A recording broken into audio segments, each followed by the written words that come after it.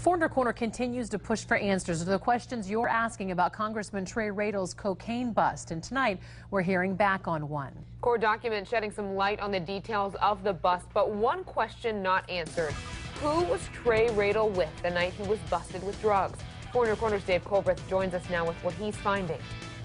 The day I broke the story that the FBI was involved, I put in a public records request asking for copies of the investigation.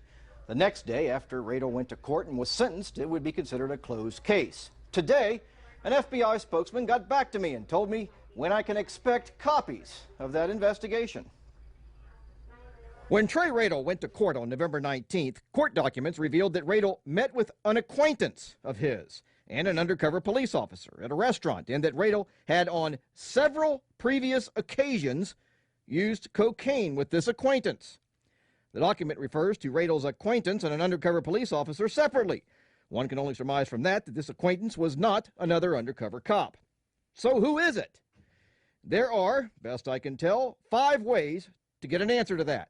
1, the actual acquaintance comes out and says and proves they were with Radel on all those previous occasions. 2, Radel comes out and says who he was with. Don't count on that happening anytime soon. When I asked Radel's office who it was, I got, Congressman Radel's top priority right now is to complete his rehabilitation and then return to work as soon as possible. The 3rd way to get this information is by an investigation by the House Ethics Committee, which so far has said it's not interested. The 4th way is if law enforcement leaks it. Not likely.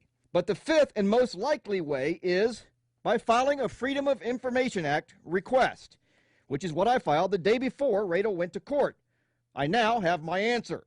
Even though the case is considered closed, I was told initial requests are assigned to initial processing for searching, retrieving, and reviewing records and could take up to 389 days. That would be December 18th, 2014. That's before they even open the request to see what it is I'm asking for.